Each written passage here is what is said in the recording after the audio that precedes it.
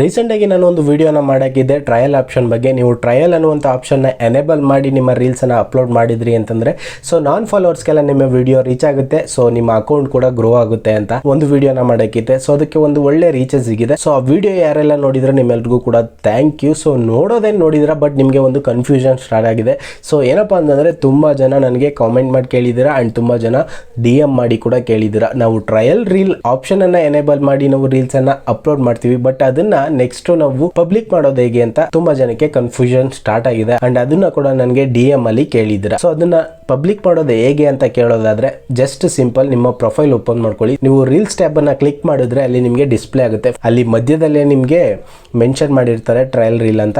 So ಅದನ್ನ click ಮಾಡಿ. So click ಮಾಡಿದ್ಮೇಲೆ ಅಲ್ಲಿ ಕೆಳಗಡೆ ಇನ್ಸೈಟ್ ಅದ್ರ ಜೊತೆಗೆ ಶೇರ್ ಟು ಎವ್ರಿ ಒನ್ ಅಂತ ಒಂದು ಎರಡು ಆಪ್ಷನ್ ಸಿಗುತ್ತೆ. ಇನ್ಸೈಟ್ಸ್ ಕೊಟ್ಟರೆ ನಿಮಗೆ ಆ ಒಂದು ವಿಡಿಯೋ ಎಷ್ಟು ವ್ಯೂಸ್ ತಗೊಂಡಿದೆ ಅನ್ನುವಂಥದ್ದು ನಿಮಗೆ ಗೊತ್ತಾಗುತ್ತೆ. ಬಟ್ ಅದ್ರ ಜೊತೆಗೆ ನಿಮಗೆ ಶೇರ್ ಟು ಎವ್ರಿ ಒನ್ ಅಂತ ಮತ್ತೊಂದು ಆಪ್ಷನ್ ಇರುತ್ತೆ. ಸೊ ಅದ್ರ ಮೇಲೆ ಜಸ್ಟ್ ನೀವು ಟ್ಯಾಪ್ ಮಾಡಿದರೆ ಸಾಕು, ನಿಮ್ಮ ವಿಡಿಯೋ ಪಬ್ಲಿಕ್ ಆಗುತ್ತೆ. ಸೊ ನಿಮ್ಮ ಫಾಲೋವರ್ಸ್ಗೂ ಕೂಡ ಈ ಒಂದು ವಿಡಿಯೋ ರೀಚ್ ಆಗೋಕ್ಕೆ ಸ್ಟಾರ್ಟ್ ಆಗುತ್ತೆ.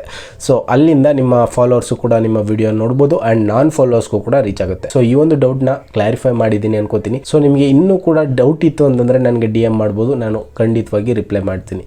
ಸೊ ಇದಿಷ್ಟಾಗಿತ್ತು ಈ ಒಂದು ವಿಡಿಯೋ. ಸೊ ಈ ವಿಡಿಯೋ ಇಷ್ಟ ಆಗಿತ್ತು ಅಂತಂದರೆ ಒಂದು ಲೈಕ್ ಮಾಡಿಕೊಂಡು ಆ್ಯಂಡ್ ನಿಮ್ಮ ಫ್ರೆಂಡ್ಸ್ ಆ್ಯಂಡ್ ಫ್ಯಾಮಿಲೀಸ್ಗೂ ಕೂಡ ಶೇರ್ ಮಾಡಿ. ನೀವು ಕೂಡ ಫಾಲೋ ಮಾಡ್ಕೊಂಡಿರಿ. ಸಿಗೋಣ ಮತ್ತೆ, ಬಾಯ್.